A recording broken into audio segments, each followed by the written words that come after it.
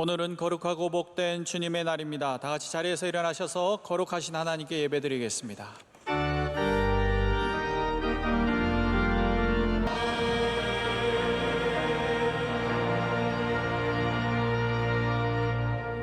그러므로 형제들아, 내가 하나님의 모든 자비하심으로 너희를 권하노니 너희 몸을 하나님이 기뻐하시는 거룩한 산제물로 드리라. 이는 너희가 드릴 영적 예배니라. 아멘.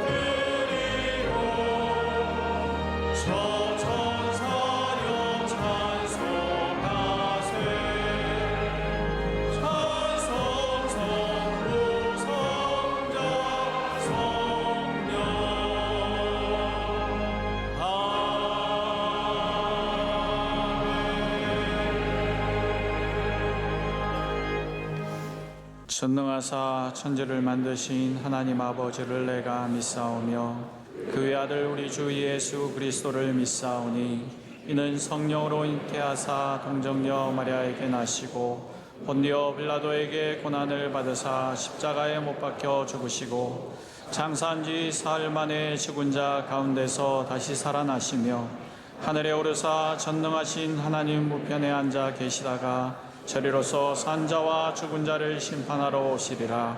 성령을 믿사오며 거룩한 공예와 성도가 서로 교통하는 것과 죄를 사하여 주시는 것과 몸이 다시 사는 것과 영원히 사는 것을 믿사옵나이다. 아멘.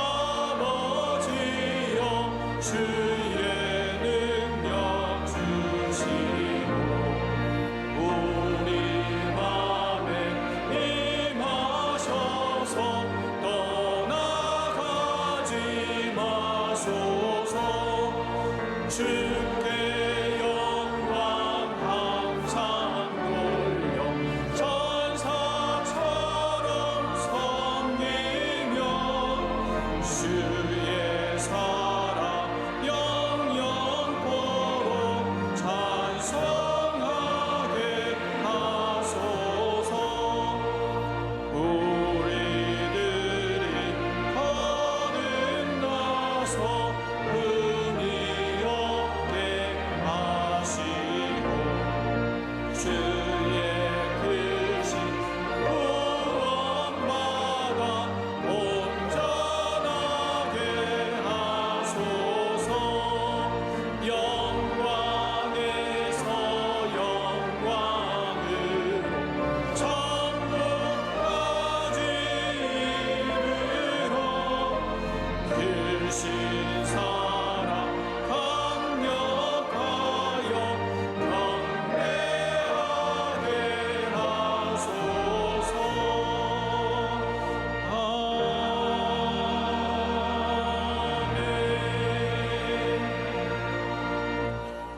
예배를 위하여 박병건 장로님께서 기도하시겠습니다. 전능하신 하나님 아버지, 거룩하고 복된 주일 온 교회가 주님 앞에 나와 예배드리게 하심을 감사드립니다. 지난 한 주간도 연약한 저희들 세상을 쫓아 살았음을 회개하오니 용서하여 주시고 하나님 영광을 위해 살아가도록 성령 충만한 은혜 내려 주시옵소서. 130여 년 전 어둠의 이 땅에 선교사님들의 순교를 통해 복음의 밝은 빛을 비추어 주시고 자유민주주의 대한민국으로 세워주심을 감사드립니다. 고국보훈의 달 순국 선녀들과 보훈 가족을 이루하여 주시고 국군 장병들을 지켜주시며 다시는 이 땅에 6.25와 같은 전쟁이 발발하지 않도록 복음으로 통일을 이루어 주셔서 세계 열방을 선교하는 민족으로 축복하여 주시옵소서. 지난 6월 3일 빌리그레함 전도대 50주년 기념대회에 우리 담임 목사님을 설교 통역 목사님으로 세워주시고 훌륭히 잘 감당하시도록 은혜 주심을 감사드립니다. 한국교회가 다시 성령의 불길이 타오르게 하시고 예배가 회복되게 하시며 명성교회 부흥과 다음 세대가 사명을 이어가도록 축복하여 주시옵소서.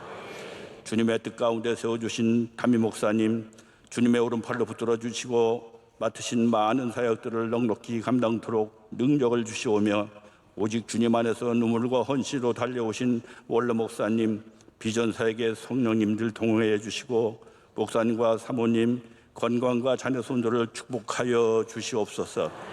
교회에 세워주신 국내의 선교지인 에티오피아 MCM, 필리핀 마닐라 아카데미, 캄보디아와 중남미 선교센터, T채널 소망기도소, 장학관 성서병원도를 끝까지 사명을 잘 감당토록 은혜 주시고 우리 교회가 파송한 선교사님들의 사역과 교회 내 여러 기관과 부서를 맡기진 자리에서 많은 지체를 충성을 다하게 도와주시옵소서. 교회가 든든히 서가게 하여 주시옵소서. 43주년 창립기념주일을 기도로 준비합니다. 주님께 영광 돌리게 하시고 온 교회에 충만한 은혜를 내려 주시옵소서. 오늘 이 시간 담임 목사님을 통하여 주시는 말씀을 은혜 받게 하시고 주님 사랑, 교회 사랑, 목사님 사랑, 이웃 사랑으로 구원의 주님 뜻을 이루어지게 하옵소서. 우리의 기도를 늘 들어주시고 응답해 주시는 예수님의 이름으로 기도드립니다. 아멘.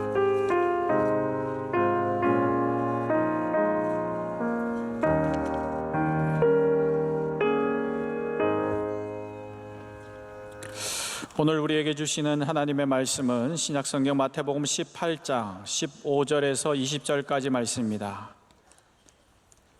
신약성경 마태복음 18장 15절에서 20절까지 말씀을 김효원 어진아 집사님께서 봉독해 주시겠습니다.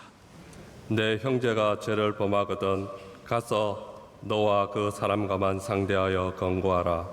만일 들으면 내가 내 형제를 얻은 것이요 만일 듣지 않거든 한두 사람을 데리고 가서 두세 정인의 입으로 말마다 확정하게 하라. 만일 그들의 말도 듣지 않거든 교회의 말하고 교회의 말도 듣지 않거든 이방인과 세리와 같이 여기라. 진실로 너희에게 이르노니 무엇이든지 너희가 땅에서 매면 하늘에서도 매일 것이요 무엇이든지 땅에서 풀면 하늘에서도 풀리리라. 진실로 다시 너희에게 이르노니 너희 중에 두 사람이 땅에서 합심하여 무엇이든 구하면 하늘에 계신 내 아버지께서 그들을 위하여 이루게 하시리라. 두세 사람이 내 이름으로 모인 곳에는 나도 그들 중에 있느니라. 아멘.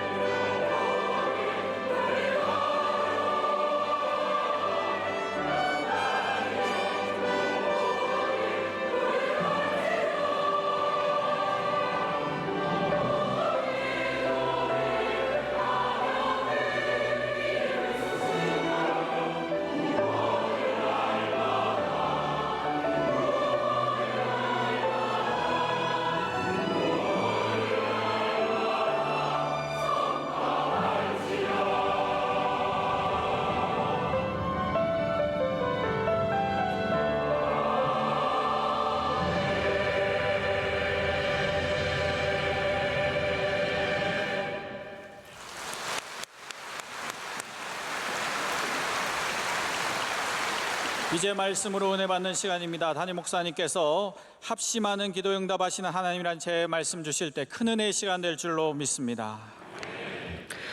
네, 특순을 통해서 또 큰 은혜 받았고 우리 또 찬양이 하나님께 큰 영광이 된 줄로 믿습니다.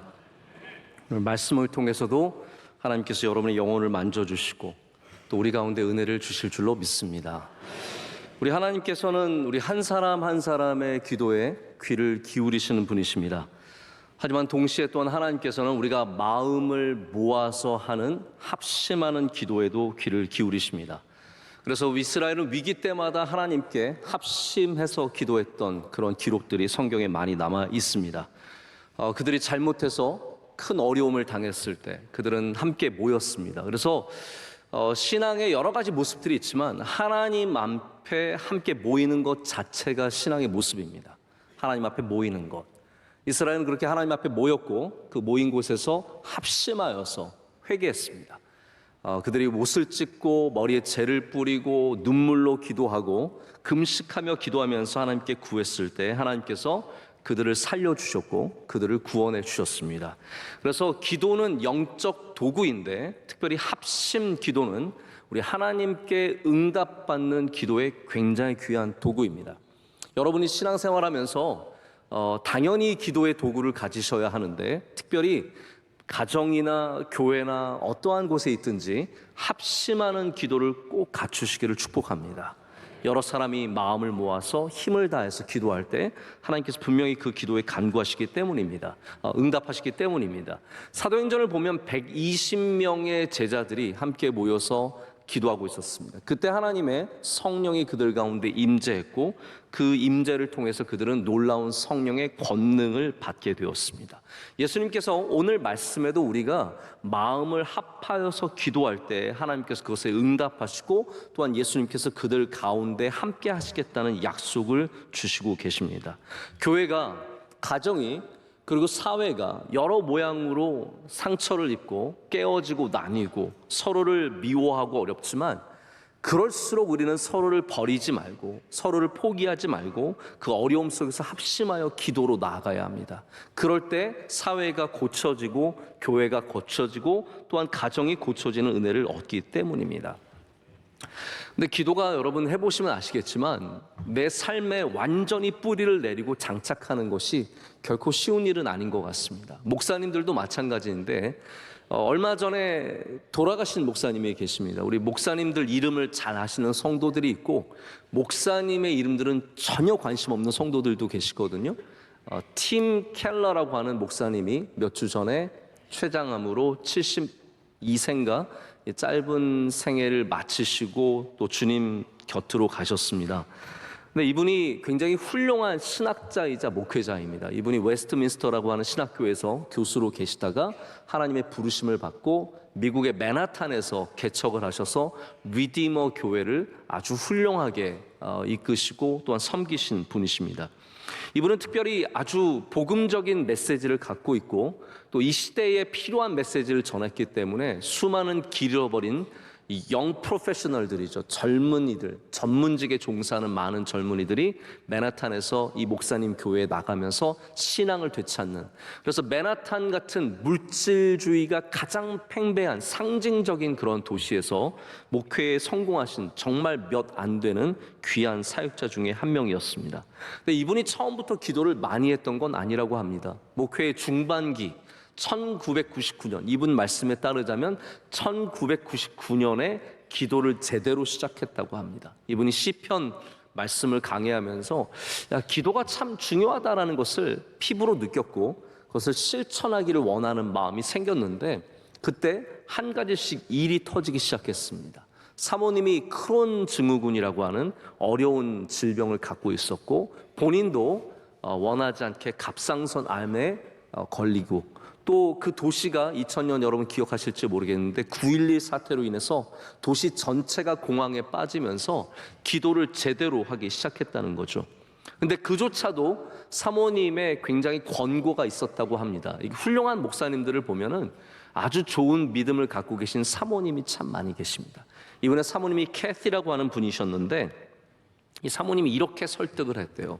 여보, 만약에 우리가 며칠 후면 죽는 병에 걸렸다고 한번 생각해 봅시다. 그런데 의사가 우리한테 처방전을 줬는데 자기 전에 이 약을 먹으면 살 수 있다. 이 약만 먹으면 정말 살아날 것이다 라고 얘기를 한다면 우리가 까먹고 그 약을 안 먹거나 귀찮아서 그 약을 안 먹는 일이 생기겠느냐. 그 약을 먹어야 사는데 당연히 매일 밤 자기 전에 그 약을 반드시 챙겨 먹지 않겠느냐. 나는 기도가 그런 거라고 생각한다. 우리가 합심하여 기도를 지금부터 시작할 건데 우리가 기도해야 산다라는 믿음이 있다면 당신과 내가 지금부터 매일 밤 잊지 않고 기도를 해야 되지 않겠느냐. 사모님이 이렇게 설득하셔서 결국은 목사님이 사모님과 함께 합심하는 기도를 시작했다고 합니다. 여러분 삶 가운데 합심하는 기도가 오늘 이 말씀을 통해서 시작되는 은혜가 있으시길 축복합니다. 이 기도가 우리를 살린다는 믿음을 가지시고 응답받는 기도라는 믿음을 가지시고 여러분의 가정 안에서 우리 교회의 많은 부서 안에서 또 사랑하는 동역자들과 여선교회, 남선교회 혹은 여러분 부서 안에 있는 귀한 분들과 함께 마음을 합해서 기도하실 때 하나님께서 여러분의 간구에 응답하시는 은혜를 주실 줄로 믿습니다. 오늘 말씀 참 능력 있는 말씀입니다. 주님께서 말씀하시기를 두세 사람이 내 이름으로 모인 곳에 내가 그들과 함께 한다라고 말씀을 하십니다. 이 말씀은 우리가 주님의 이름으로 모여서 기도한다면 거기에 주님의 은혜가 임하신다는 약속입니다. 저도 개인적으로 기도의 힘을 느끼는 경우가 종종 있습니다. 그럴 때마다 목회자로서 굉장히 마음이 도전을 받고 기쁘고 감사하고 감동이 있습니다. 제가 기도의 능력을 경험할 때가 언제냐면 먼저는 우리 명성교회 수요 예배 때 제가 많이 기도의 능력을 경험합니다. 여러분 수요 예배 나오시는 분들은 아시겠지만 우리 교인들의 여러 가지 기도 제목들, 때로는 건강의 제목들, 때로는 위기, 어려운 일들을 맞으신 분들을 저희가 얘기를 하고 함께 그분들을 위해서 기도합니다. 그런데 제가 정말 놀라운 소식들을 많이 듣습니다. 제가 일부러 그거를 매번 여러분께 말씀드리진 않는데 정말 큰 위기를 당하셨던 분들이 그 중보 기도를 통해서 합심하는 기도를 통해서 병에서 구원함을 얻고 어려움에서 구원함을 얻는 소식들을 참 많이 듣게 되는데 그분들이 나은 것도 참 좋고 그분들이 위기를 벗어난 것도 참 좋은데 제가 정말 감동이 되는 건 뭐냐 하면 이거예요. 기도의 능력이 있다는 거. 기도에 힘이 있다는 거. 그게 얼마나 위안이 되고 감사하고 기쁜지 모릅니다. 이번에도 여러분 중에 뭐 아시는 분들은 아시겠지만 제가 지난주 토요일 날 어제 토요일 말고요. 그 전 토요일에 상암 집회에서 제가 중요한 굉장히 어려운 일을 제가 맡게 되었는데 제가 자리에 올라갈 때마다 여러 자리를 제가 섰거든요. 그 자리에 설 때마다 전에 한 번도 느껴보지 못한 그런 감동이 있었어요. 그게 뭐냐면 올라갈 때마다 제 마음속에 기도의 힘이 느껴졌어요. 우리 성도들께서 저를 위해서 기도해 주신 것과 많은 분들이 마음을 모아주신 것이 저는 생전에 이런 살아가면서 지금까지 이런 경험을 별로 해본 적이 없는데 올라갈 때마다 기도가 있구나. 기도의 힘이 있구나. 기도의 능력이 있구나. 이런 마음을 갖게 되니까 어려운 자리가 물론 부담스럽긴 했지만 그렇게 어렵지 않았습니다. 하나님의 은혜가 확실히 있었고 하나님이 도와주셨고 여러분들의 기도에 힘이 있었던 것을 다시 한번 이 자리를 통해서 감사드리고 여러분 하나님께서 여러분의 기도를 들으시는 줄로 믿습니다. 합심하는 기도. 제가 그래서 이번에 꼭 합심하는 기도에 대해서 말씀을 전했으면 좋겠다라고 마음을 먹은 것이 바로 제가 그런 걸 많이 느꼈기 때문입니다. 그래서 오늘 이 말씀을 통해서 우리 교회에도 다시 더 합심하는 기도의 운동이 일어나고 여러분 삶 가운데도 합심하는 기도가 일어나고 부서들도 마찬가지입니다. 우리 교회 부서 수많은 부서들이 있는데 원래 할 때마다 어디 가서 뭘 먹을까 너무 걱정하지 마시고 그런 거 솔직히 뭐 떡볶이를 먹으나 냉면을 먹으나 라면을 먹으나 무슨 큰 차이가 있겠습니까? 그런 거 너무 신경 쓰지 마시고요. 모이셔서 합심하여 기도하시길 축복합니다. 기도하실 때 하나님께서 그 부서를 든든하게 하시고 교회를 든든하게 하시고 여러분의 기도의 제목에도 응답해 주실 줄로 믿습니다. 근데 저는 오늘 말씀에 우리가 후반부에만 집중하는 것을 원하지 않습니다. 적절하지 않다고 생각을 합니다. 왜냐하면 오늘 말씀의 후반부 3절의 말씀이 굉장히 기도에 집중되어 있는 말씀이지만 이 전반부에 있는 말씀, 형제를 용서하는 말씀, 함께 권고해서 하나가 되기 위해 힘쓰는 말씀이 이게 사실은 기도를 빌드업하는 굉장히 귀한 말씀입니다. 사실은 마태복음 18장 전체가 하나의 주제를 갖고 있습니다. 마태복음 주석을 쓴 마이클 그린이라고 하는 신학자가 이 18장 전체가 교회에 대한 말씀이라고 단언하고 있습니다. 그래서 18장 전체의 내용이 뭐냐 하면 한마디로 말하자면 영혼을 잃지 않는 것에 집중하고 있습니다. 영혼을 잃지 않는 것. 자, 여러분께 제가 질문을 드려볼게요. 여러분이 생각하시는 교회의 모습은 무엇입니까? 여러분 머릿속에 있는 교회에 대한 이게 좋은 교회고 이러한 모습이 교회의 모습이라는 것이 어떠한 모습입니까? 우리가 만약에 마태복음 18장을 교회의 모습이라는 생각을 갖고 읽게 된다면 우리는 이 말씀을 읽으면서 굉장히 겸허한 자세를 되찾게 됩니다. 교회가 그냥 건물이 세워지고 사람들이 많이 나오고 유명한 인플루언서 같은 목회자가 앞에서 유창하게 설교를 하고 화려한 사람들이 예배 자리에 앉아 있다고 해서 교회가 아닙니다. 그래서 교회가 되는 건 아닙니다. 우리가 교회가 교회된다라는 것은 오늘 마태복음 18장에 있는 것 같은 말씀의 능력과 말씀의 합한 교회, 말씀을 따라가는 교회가 될 때 진짜 교회가 교회됨을 갖게 되는 것을 우리는 기억해야 합니다. 그럼 오늘 말씀은 어떠한 내용이냐면요, 다시 말씀드리지만 영혼을 잃어버려서는 안 된다는 말씀입니다. 생각해 보십시오. 여러분, 사람을 잃는다는 거 그거 생각보다 굉장히 우리 삶 가운데 자주 일어나는 일입니다. 여러분의 삶을 뒤돌아보십시오. 살아오면서 잃어버린 사람들이 얼마나 많이 있습니까? 오늘 말씀은 그래서 18장은 그런 거로 시작이 됩니다. 예수님께서 처음에 어린아이에 대한 말씀을 주십니다. 어린아이들은 누구입니까? 바로 순수한 사람들입니다. 교회가 순수한 사람들을 잃어버릴 때가 참 많습니다.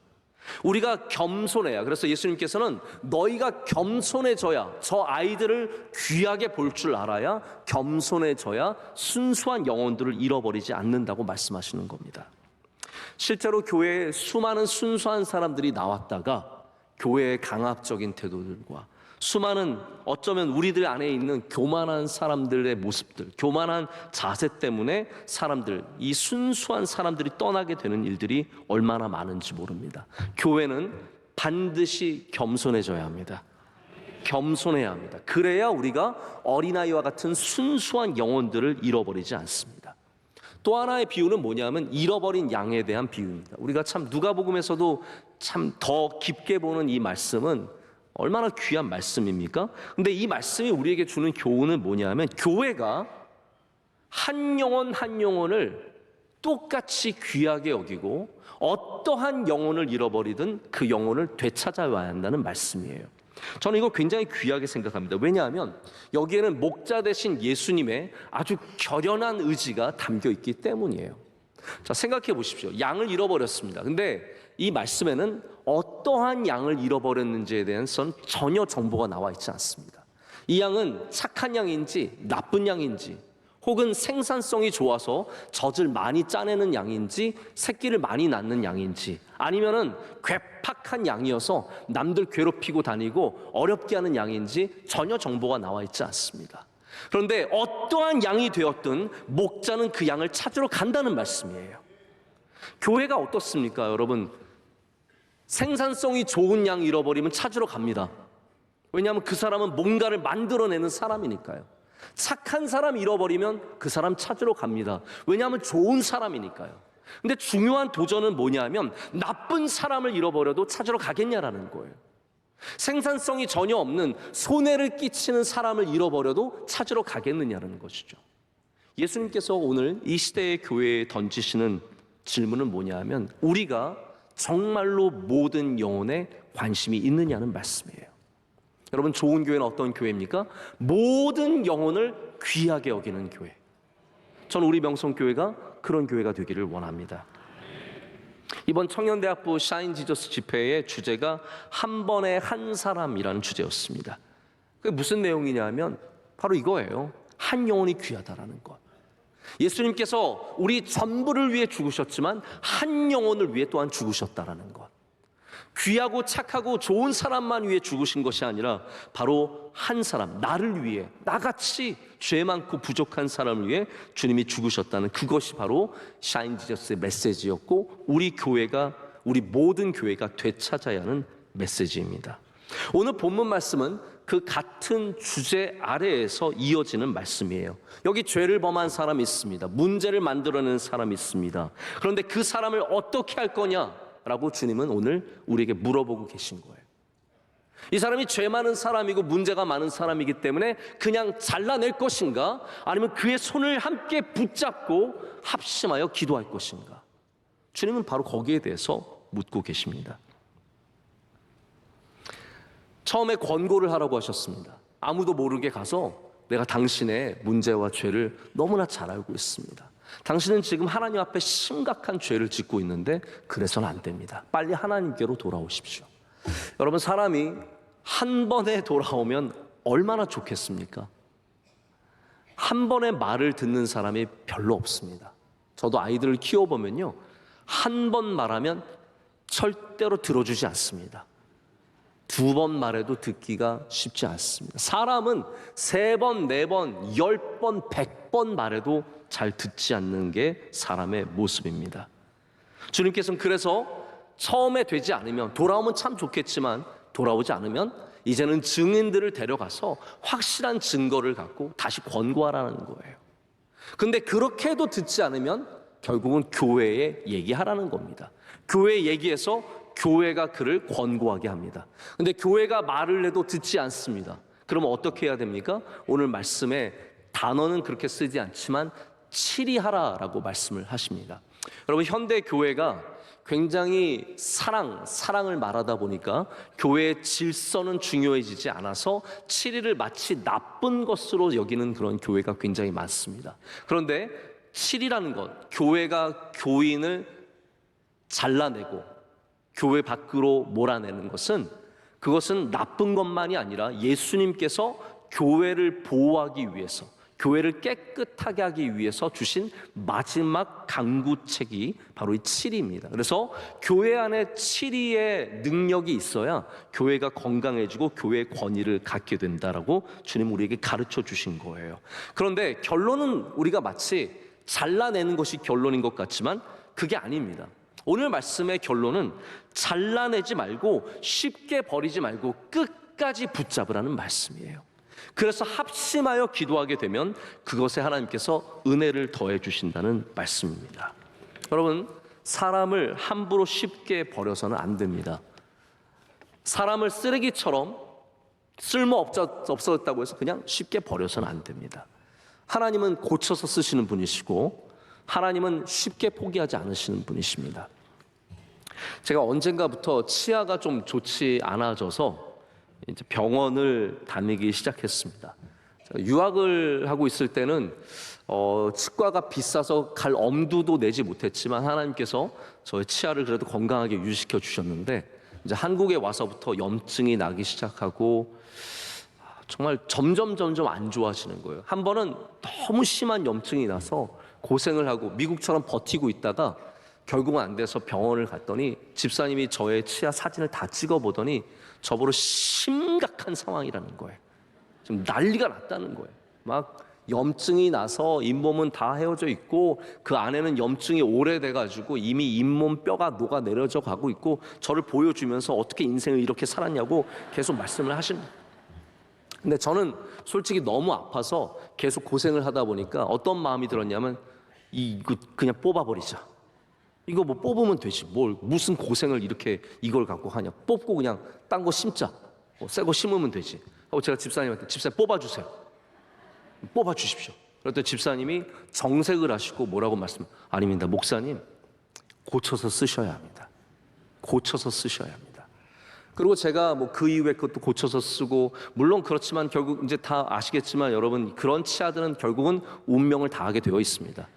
저 이제 임플란트를 몇 개 했는데 할 때마다 제가 뭐 이런 여기도 가고 저기도 여러 병원에서 다 해봤는데 우리 집사님들이 태도가 똑같으세요. 뭐냐 하면 안 좋은 치아를 절대로 그냥 뽑지 않습니다. 꼭 반드시 뭐라고 말씀하시냐면 목사님 이거 살려서 써야 합니다. 그래서 여러분 만약에 치과를 갔는데 당장 뽑아야 합니다 하면 의심해 보셔야 합니다. 진짜 의사는 살려서 쓰려고 하는 의사가 진짜 의사입니다. 예수님께서는 진짜 의사시죠. 우리를 구하시기 위해서, 우리를 고치시기 위해서 오셨지 우리를 심판하기 위해서 오신 분이 아니십니다.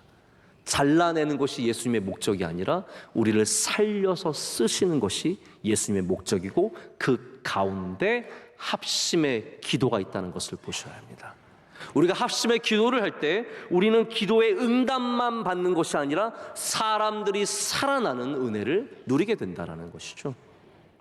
여기 합심이라는 것이 그냥 마음을 모으는 것, 뭐 더 많이 모이면 더 큰 합심의 기도냐? 성경의 공식은 사실은 그게 아닙니다. 여기 합심이라는 단어도 더한다는 말이 아니라 서로 동의한다라는 뜻이에요. 어려운 일입니다. 우리가 사실 싫은 사람 손은 잡을 수 있어요. 손 싫지만 가서 악수할 수 있습니다. 근데 하나님은 그것을 합심이라고 말하시는 게 아니에요. 오늘 합심은 저 사람의 마음과 내가 동의를 하게 되는 것이죠. 이 동의한다는 것에 이르기 위해서는 우리가 먼저 겸손해야 되고 오늘 말씀에 나오는 주제와 똑같은 이야기들이에요. 저 사람을 귀하게 볼 줄 알아야 되고 내가 겸손해져야 되고 나를 깎아내야 되고 용서하는 마음이 있어야 되고 저 사람의 의견과 함께 나를 합치기 위해서 내 모든 것들을 내려놓는 마음들이 있어야 합니다. 그래서 합심은 어렵습니다. 하지만 합심의 기도는 능력이 있습니다. 저희 친구 중에 하나가 해외에서 목회를 하고 있는데 한 번은 얘기를 나누다 보니까 그 목회하고 있는 지역의 교회들이 얼마나 힘든지를 쭉 설명해 주더라고요. 어떤 교회가 있는데 공동의회를 하는데 4시간을 싸웠다고 합니다. 내가 맞고 네가 틀리고 목사 너가 있어서 우리 교회가 잘못되고 있고 장로님 당신이 있어서 우리 교회가 이렇게 어렵고 힘들고 서로 비난하고 싸우느라 4시간을 싸웠대. 여러분 교회가 잘나고 똑똑하고 정의로워서 교회가 되는 것이 아니라 마음이 하나가 될 때 진짜 교회가 된다는 것입니다. 겸손하지 않으면 교회가 될 수 없습니다. 영혼을 귀하게 여기지 않으면 교회가 될 수 없습니다. 서로 용서하지 않고 품어주지 않으면 교회가 될 수 없다라는 말입니다.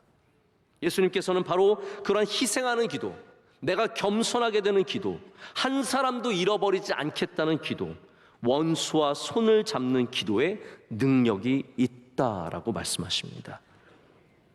근데 여러분 이거를 한번 좀 반대로 생각해 보시면 좋을 것 같습니다. 왜 우리의 기도가 응답받지 못하고 있을까요? 왜 나의 기도는 응답받지 못할까요? 어쩌면 우리가 겸손하게 기도하지 않고 있기 때문에, 우리가 영혼을 귀하게 여기진 마음이 없기 때문에, 원수의 손을 잡아본 적이 없기 때문에 우리 기도가 오히려 응답받지 못하고 있는 것은 아닐까 돌아봐야 합니다.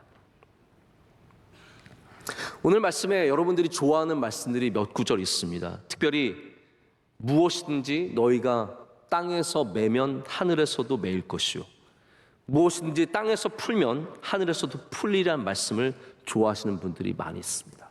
이거를 마치 도깨비 방망이처럼 내가 두드리면 다 되는 것처럼 이해하시는 그런 분들도 계신 것 같습니다. 그러나 오늘 말씀은 계속해서 관계에 초점이 맞춰져 있습니다. 우리가 매는 관계, 묶는 관계, 저 사람과 내가 묶일 때 하나님은 하늘에서 우리의 좋은 것들을 묶어주신다라고 말씀하시고, 내가 엉켜있는, 설켜있는, 정말로 힘들게 매어있는 관계들을 잘 풀어낼 때 하나님께서 또한 하늘에서도 좋은 것들을 풀어주신다는 말씀이에요.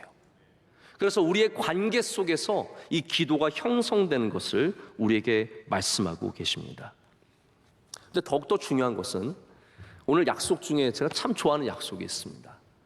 2-3 사람이 내 이름으로 모인 곳에 내가 그들 중에 함께하겠다고 말씀하십니다. 여러분 이 말씀을 평생 기억하시길 축복합니다. 이스라엘이 성전 중심의 신앙생활을 했던 것을 여러분 잘 아실 겁니다. 하나님이 어디에 임재하십니까? 성전에 임재하시는 거예요. 그래서 그들은 단순합니다. 성전에 가면 돼요. 성전에서 기도하면 돼요. 성전이 그들의 생활의 중심이었고 삶의 중심이었고 또한 신앙의 중심이었습니다. 그런데 언젠가 성전이 완전히 무너져 버렸습니다. 성전을 빼앗겼을 뿐만 아니라 제2성전마저 불타서 사라졌습니다. 이제는 하나님의 영광이 어디에 임하는지 이해를 할 수가 없었어요. 그때 랍비들이 깨달은 것이 있었습니다. 랍비들의 말에 이런 말이 있었습니다. 10사람이 모여서 토라, 즉 율법, 하나님의 말씀을 공부하면 하나님의 영광, 이걸 셰키나라고 합니다. 셰키나가 바로 그 10사람 하나님의 말씀을 공부하는 사람들에게 임재한다는 거예요. 이제는 성전에서 하나님의 영광이 임재하는 것이 아니라 하나님의 말씀 가운데 하나님의 영광이 임재한다는 거죠.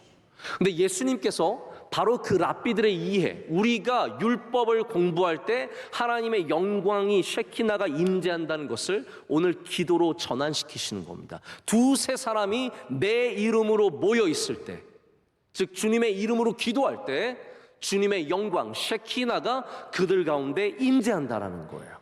여러분이 만약에 예수님의 이름으로 기도하고 함께 모여 있다면 셰키나가 하나님의 영광이 예수 그리스도의 임재가 여러분과 함께 하시는 줄로 믿습니다. 제가 함께 하심에 대한 주제는 벌써 여러 번 여러분께 강조한 적이 있기 때문에 많이 말씀을 드렸습니다. 하나님의 함께 하심, 성령님의 임재, 예수 그리스도께서 우리와 함께 하시는 것, 이것은 성경이 약속해주는 가장 귀한 복 중에 하나입니다. 우리의 복이 무엇입니까? 복을 꼭 성공과 건강과 물질로만 재지 마십시오. 여러분이 복을 재는 자를, 영적인 자를 갖고 계셔야 하는데 그 자가 무엇입니까? 예수님이 지금 우리와 함께 하시는 것.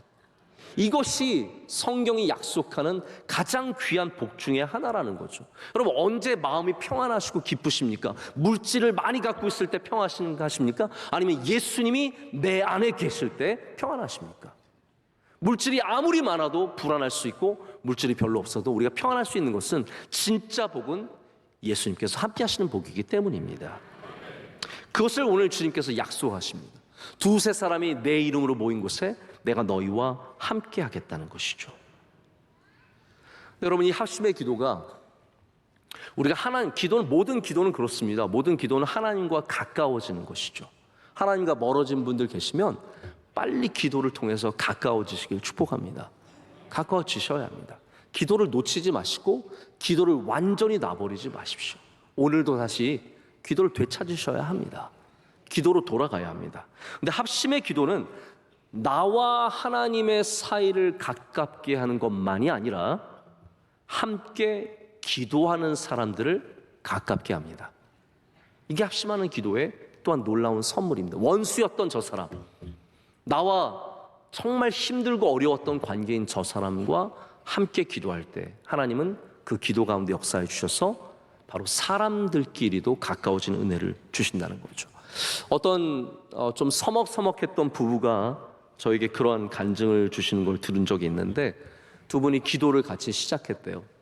그래서 같이 기도하고 같이 합심하고 같이 하나님께 예배드리고 그 가운데 하나님과 가까워진 것뿐만 아니라 그 두 부부도 친밀하고 가까워졌다라는 얘기를 제가 들은 적이 있습니다. 저도 요즘에 목회가 점점 바빠지다 보니까 저희 아내와 많이 서먹서먹해졌는데 잘 볼 일도 없고 만날 일도 없고 좀 멀어진 감이 있었는데, 제가 이 말씀을 준비하면서 나도, 여러분 진짜입니다, 저도 사실 전에 아내와 함께 합심하여 기도했던 적이 별로 없습니다. 아이들에게 기도해주고 함께 가족들이 기도했지만 우리가 정말로 마음을 같이 해서 기도했던 적이 별로 없었는데, 제가 많이 생각해 보게 되었습니다. 하나님께 우리도 합심해서 기도해야겠다. 여러분, 같이 하시는 거 어떻겠습니까? 같이 하시죠. 여러분들도 가정에서 부부가 함께 손잡고 기도하시고 자녀들과 함께 손잡고 기도하시고 어디를 가든지 여러분 함께 기도하실 때 주의 은혜가 여러분과 함께 하실 줄로 믿습니다. 제가 왜 부부의 이야기로 가져왔냐면요, 우리 합심의 개념이, 우리 합심이라는 단위가 너무 커요. 합심 기도, 그 마치 몇십 명, 몇백 명이 모여서 기도해야 된다고 생각을 하죠. 근데 주님께서는 그 합심의 단위를 굉장히 줄여주십니다. 오늘 뭐라고 말씀하십니까? 두세 사람이에요. 두세 사람이 내 이름으로 모인 곳. 그러니까 합심의 기도라는 것이 몇만 명일 수도 있지만 2명일 수도 있다라는 겁니다. 3명일 수도 있다라는 겁니다. 우리 합심의 단위를 좀 줄이고 우리가 그 기도의 능력을 되찾아야 된다는 말씀이죠. 그래서 이스라엘 사람들도 큰 무리를 지어서 하나님께 기도했던 적도 있지만 성경에 보면 몇 사람이 하나님께 기도해서 하나님의 놀라운 능력과 응답을 받은 일들이 기록되어 있습니다. 그 중에 한 예가 모세의 기도입니다. 이스라엘 백성들이 430년 만에, 약 400년 만에 애굽을 드디어 빠져나왔습니다. 그들이 노예 생활을 했기 때문에 아마 몸은 상당히 건강했을 텐데 문제는 뭐냐면 군사로서는 빵점이었다는 것이죠. 이들이 몸은 있었지만 전략도 없었고 어떻게 싸워야 하는지 군인들이 아닙니다. 근데 그들이 광야에 가자마자 아주 어려운 적을 만났는데 아말렉이라고 하는 적을 만나게 됩니다. 그때 하나님께서 모세에게 너 기도해라 라고 하셔서 모세가 가서 2 손을 들고 기도하죠. 근데 신기하게도 모세가 팔을 떨어뜨리게 되자 이스라엘 진영이 밀리게 됩니다. 모세가 다시 팔을 들자 다시 이기게 됩니다. 이게 참 웃긴 것 같지만 굉장히 깊은 영적인 이야기죠. 모세가 어떻게 해야겠습니까? 그때 아론과 훌이 와서 모세의 팔을 받쳐줍니다. 여러분, 그거를 정의로운 사람은 뭐라고 얘기할 것 같으세요? 꼼수라고 할 거. 저 꼼수 쓰네, 꼼수. 근데 하나님은 그거를 귀하게 보십니다. 여러분, 꼼수 쓰는 거 아닙니다. 내 힘이 다하고 내 능력이 닿았을 때 우리는 다른 사람들의 은혜를 힘입어야 합니다. 모세가 2 팔을 아론과 훌에 의해서 들게 되었을 때 그들이 이기고 함께 기도하는 것 가운데 하나님께서 승리를 허락해 주십니다. 여러분, 함께 2 손을 드십시오. 함께 2 손을 잡으십시오. 함께 기도하면 하나님께서 놀랍게 역사하십니다.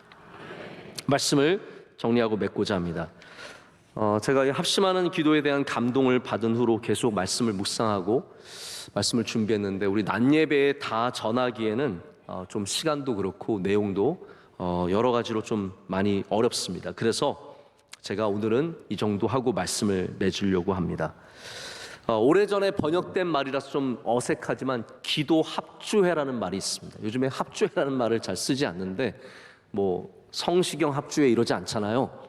뭐라고 합니까? 콘서트라고 하잖아요. 그래서 영어 원어는 Concerts in Prayer라고 하는 그런 말이 있습니다. 조나단 에드워즈가 대부흥이라고 하는 대각성 운동 1700년대 중반에 있었던 놀라운 대부흥 운동을 준비할 때 바로 이 기도 콘서트가 중요한 역할을 했습니다. 기도 콘서트 어떤 내용이냐 하면 많은 그리스도인들이 예수님을 중심으로 지휘자이신 예수님 앞에 모여서 한 가지 기도 제목을 놓고 그들의 합심한 기도를 하나님께 올려드리는 것을 기도 콘서트라고 불렀습니다. 에드워즈는 이 기도 콘서트가 마지막까지 온 세계로 퍼져가기를 원했고 모든 지역의 교회들이 한시에 기도 콘서트를 같이 하나님께 올려드리는 그런 꿈을 원대한 꿈을 가졌던 적이 있습니다. 근데 역사학자들이 평가하기로는 미국의 중요한 사건들 노예 해방과 그리고 나중에 1900년대 초반에 있었던 이 수많은 대부흥 운동까지 이 기도 콘서트가 뒤에서 받침 역할을 해줬다라는 평가를 내립니다. 여러분 아시죠? 모든 보이는 것들은 보이지 않는 것들을 통해서 세워집니다. 우리 삶에 보이는 모든 것들은 보이지 않는 것들을 통해서 세워져 갑니다. 그 중에 하나가 기도입니다.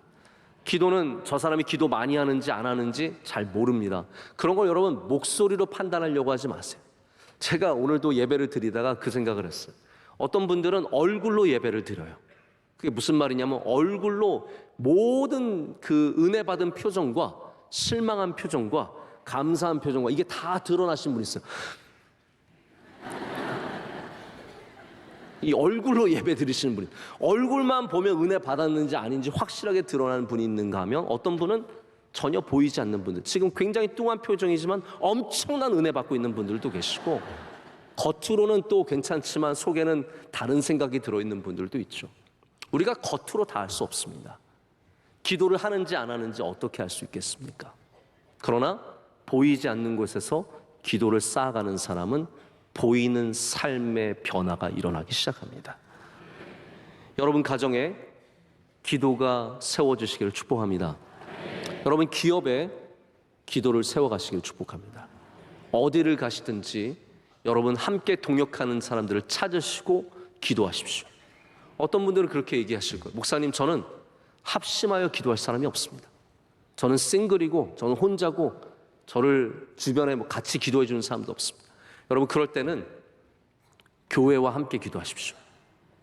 목회자에게 기도 제목을 주시고 교회에 중요한 좋은 사람들 만나셔서 기도 제목을 전하시고 부서에서 기도하시고 남선교회, 여선교회 수많은 부서에서 함께 기도 제목을 나누시고 함께 기도하시길 축복합니다.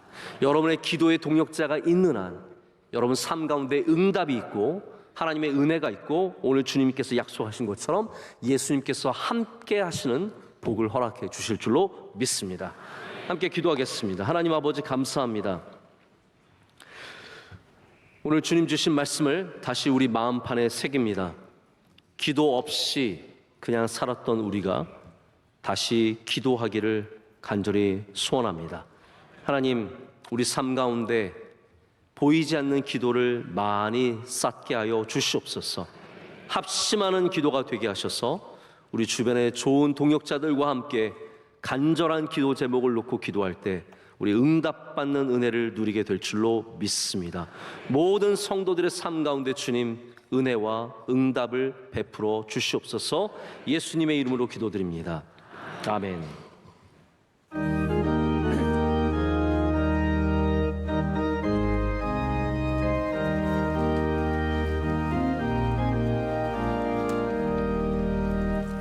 기도하는 이 시간 주께 무릎 꿇고 우리 구세주 앞에 다 나아가네.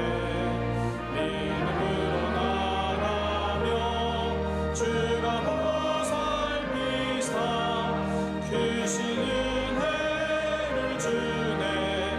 더는 기쁨 있네. 기도 시간에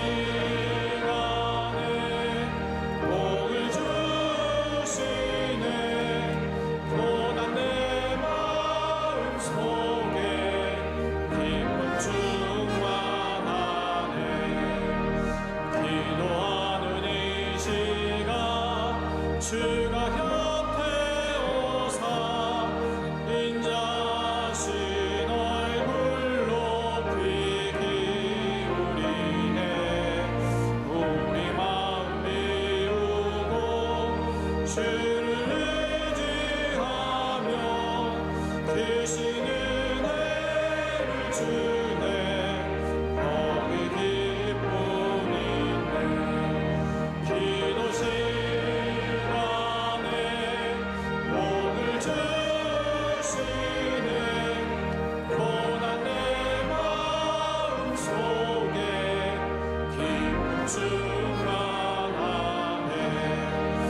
기도하는 이 시간 주를 의지하고 크신 은혜 구하면 복 받으리라. 의지하는 마음에 근심 사라지고 크신 은혜를 주네. 거기 기쁨 있네. 기도 시간에 복을 주시네. 고난 내 마음 속에 기쁨 충만하네.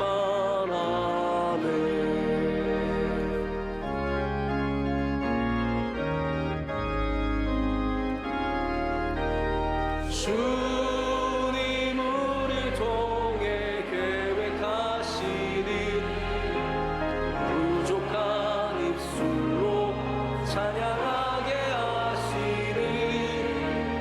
주님 우리 통해 계획하시니 너를 통해 하시길 기대해.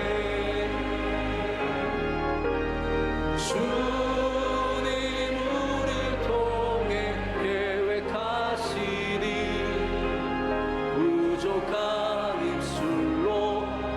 찬양하게 하시는 주님 우리를 통해 계획하시니 우리를 통해 하시길 기대해. 이제는 우리 주 예수 그리스도의 크신 은혜와 하나님 아버지의 영원하신 사랑과 성령님의 임재하시며 우리 가운데 감동을 주심이 주의 말씀을 듣고 합하여 마음을 모아 기도하기를 작정하는 주의 모든 사랑하는 백성들 가운데 이제로부터 영원토록 함께 하시기를 간절히 축원하옵나이다. 아멘.